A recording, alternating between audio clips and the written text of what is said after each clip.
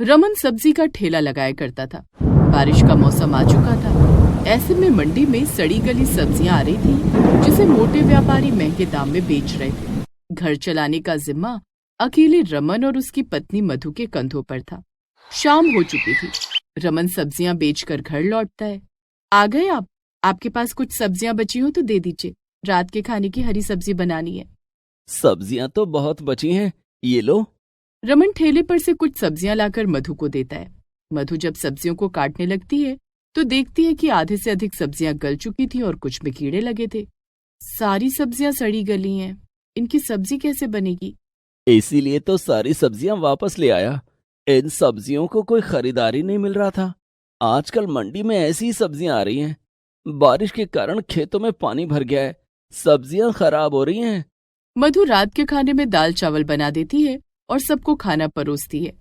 ये क्या भाभी, आज सुबह भी तो हमने दाल चावल खाया था, रात में तो कुछ अलग बना देती। क्या अलग बनाऊं? घर में कुछ हो तब ना तो रसोई में आटा है और ना कोई हरी सब्जी। जो था वो मैंने बना दिया। इसमें बहू की क्या गलती है? घर में खाने वाले इतने लोग हैं और कमाने वाला सिर्फ एक। उसकी कमाई भी बारिश की भेंट चढ़ गई है। जो मिल रहा है चुपचाप खा लो। घर के बड़े बुजुर्ग तो फिर भी खाना खाने लगते हैं, लेकिन बच्चों को तो रोज कुछ ना कुछ अलग खाने को चाहिए। माँ, तुमने कहा था आज तुम मिक्स वेज बिरयानी बनाओगी। टिल्लू बेटे, मैं किसी और दिन बिरयानी बना दूंगी। आज दाल चावल खा ले। नहीं, मैं नहीं खाऊंगा। मधु बड़ी मान मनवल करके टिल्लू को मनाती है और किसी तरह से खाना खिलाती है। अभी तो बारिश का मौसम शुरू हुआ है, आगे ना जाने क्या होगा हमारा। भगवान पर भरोसा रखिए माँ जी, जो होगा अच्छा ही होगा। क्या अच्छा होगा बहू? रमन का धंधा लगभग चौपट हो गया है। सोचा था बारिश के बाद रीमा की शादी कर दूंगा, लेकिन रमन की कुछ कमाई ही नहीं हो रही है। पिताजी, भगवान ने चाहा तो हमारी रीमा की शादी भी हो जाएगी, वो भी अच्छे घर में।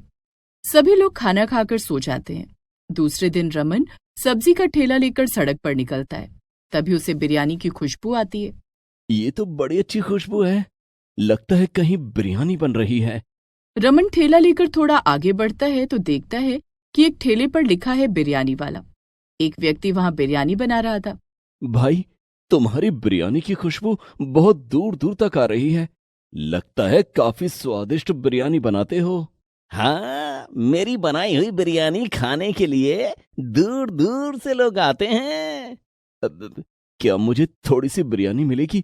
मेरे बच्चे बहुत दिनों से बिरयानी खाने की जिद कर रहे हैं। हाँ, क्यों नहीं? एक प्लेट बिरयानी 50 रुपए की है।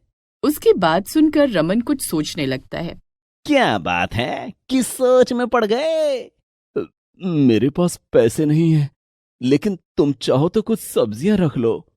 बिरयानी वाला रमन के ठेले से कुछ हरी सब्जियां उठाता है। इन सब्जियों में तो ज्यादातर सड़ी गली हैं, लेकिन मैं इनमें से कुछ अच्छी सब्जियां चुनकर निकाल लूंगा।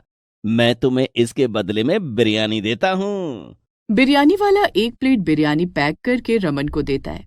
शाम को जब रमन घर जाता है तो मधु को बिरयानी देता है। मधु बिरयानी को कढ़ाई में डालकर गर्म करने लगती है। उसकी खुशबू से पूरा घर महक उठता है। लगता है आज घर में बिरयानी बन रही है। चलो, आज कुछ अलग खाने को मिलेगा। बुआ, मुझे तो बड़ी भूख लग रही है। हाँ टिल्लू, क्यों नहीं, आज घर में बिरयानी जो आई है। मधु बिरयानी गर्म करके सबको थोड़ा थोड़ा खाने को देती है। बड़ी स्वादिष्ट बिरयानी है, थोड़ी और मिलेगी क्या? पिताजी, बिरयानी तो इतनी ही थी, मैंने सब में बांट दी। माँ, मुझे और बिरयानी खानी है। टिल्लू बेटे, आज इतनी ही बिरयानी खा ले। मैं तुम सबके लिए जल्द ही बिरयानी बनाऊंगी, तब तुम सब लोग पेट भरकर बिरयानी खाना। उस दिन सबने बिरयानी तो खाई, लेकिन न तो किसी का पेट भर सका ना ही मन। खाना खाने के बाद जब सभी लोग सोने लगते हैं। मैं कितना बड़ा भागा हूँ कि अपने परिवार को एक वक्त भी उनकी पसंद का खाना नहीं खिला सकता। मधु, तुमने तो बिरयानी चखी भी नहीं, सारी बिरयानी बांट दी। पूरे परिवार ने बिरयानी का स्वाद चख लिया, मानो मैंने भी चख लिया। आप परेशान क्यों होते? देखना, मैं बहुत जल्द ढेर सारी बिरयानी बनाऊंगी। बातें करते हुए उन्हें कब नींद आ जाती है उन्हें पता भी नहीं चलता है। दूसरे दिन रमन काम पर जाने के लिए निकलता है, लेकिन बहुत तेज बारिश होने लगती है। वो सड़क पर ठेला लेकर खड़ा था।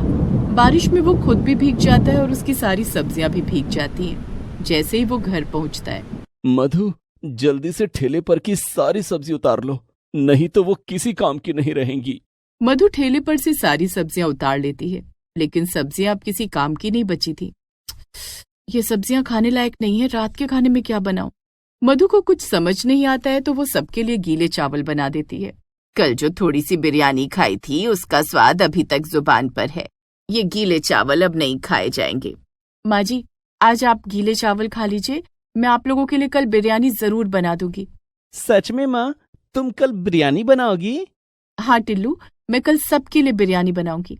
कल बिरयानी खाने को मिलेगी ये सोचकर सभी लोग खुशी खुशी गीले चावल खा लेते हैं। खाना खाकर सभी सो जाते हैं। दूसरे दिन, आज तो बेचने के लिए मेरे पास कुछ नहीं है, मैं मंडी जाकर सब्जियां लेकर आता हूँ। ये सड़ी हुई सब्जियां घर में बदबू फैला रही हैं, मैं इन्हें फेंक कर आती हूँ। मधु सारी सब्जियों को लेकर गांव की नदी के किनारे जाती है और उन्हें फेंक देती है। तभी वो देखती है कि नदी में बहुत सारी गोभियां तैर रही होती हैं। इतनी सारी गोभी, वो भी एकदम ताजी, नदी में कैसे आ गई? मधु थोड़ा आगे जाती है तो उसे समझ आता है कि दरअसल वो एक गोभी के खेत में खड़ी थी। नदी का जलस्तर बढ़कर खेत तक आ गया था, जिस कारण सारी गोभियां पानी में तैरने लगी थी। मधु सोचती है कि क्यों न कुछ गोभियां वो चुरा कर घर ले जाए। नहीं नहीं, चोरी करना पाप है। जिस किसान ने ये गोभियां लगाई हैं उसका नुकसान हो जाएगा। तभी मधु के कानों में किसी के चिल्लाने की आवाज आती है, बचाओ बचाओ। मधु इधर उधर नजर दौड़ाती है तो देखती है कि नदी में एक बूढ़ी अम्मा डूब रही थी। मधु फौरन नदी में कूद जाती है और तैरकर उस बूढ़ी अम्मा को डूबने से बचा लेती है।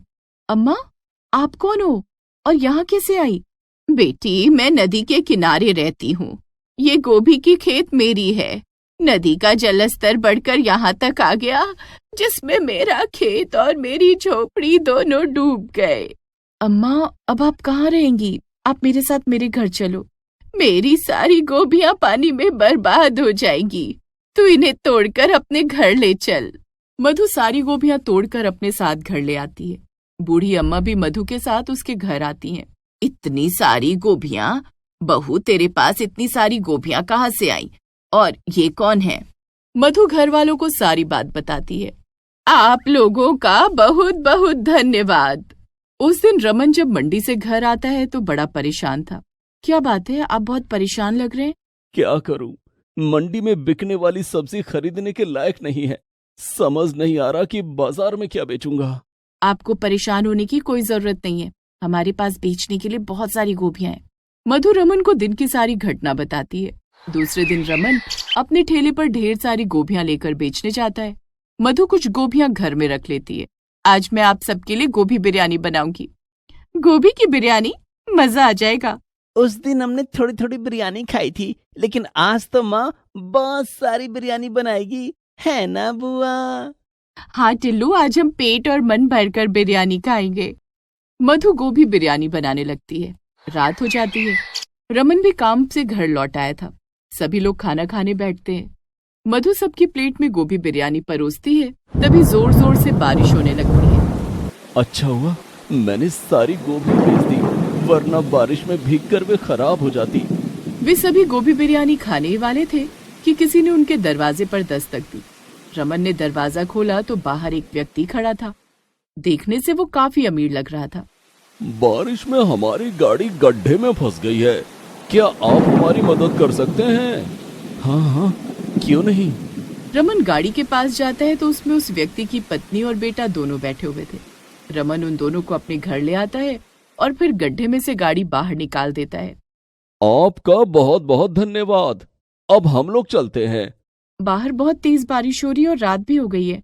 आप लोगों को भूख लगी होगी, आप लोग यहाँ खाना खाकर आराम कर सकते हैं। बारिश रुकने के बाद चले जाइएगा। आप ठीक कह रही हैं, वैसे आपके घर में खाने की बहुत अच्छी खुशबू आ रही है। हम गरीब लोग हैं, कभी कभी कुछ अच्छा खाना नसीब हो पाता है। आज बड़े दिनों बाद मैंने गोभी बिरयानी बनाई है। मधु उन सबको गोभी बिरयानी खाने के लिए देती है। हमें आप लोगों का व्यवहार बहुत अच्छा लगा, आप लोगों ने हमारी बहुत मदद की है। आपकी गोभी बिरयानी ने हमारा दिल जीत लिया है। हम अपने बेटे के लिए ऐसे ही संस्कारी परिवार की लड़की ढूंढ रहे थे। ये तो बहुत अच्छी बात है।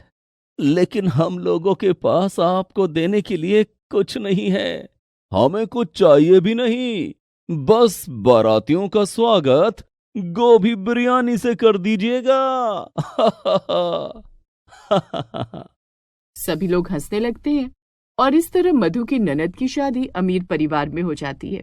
मधु के ससुराल वाले बूढ़ी अम्मा को भी अपने घर में रख लेते हैं। Please subscribe this channel.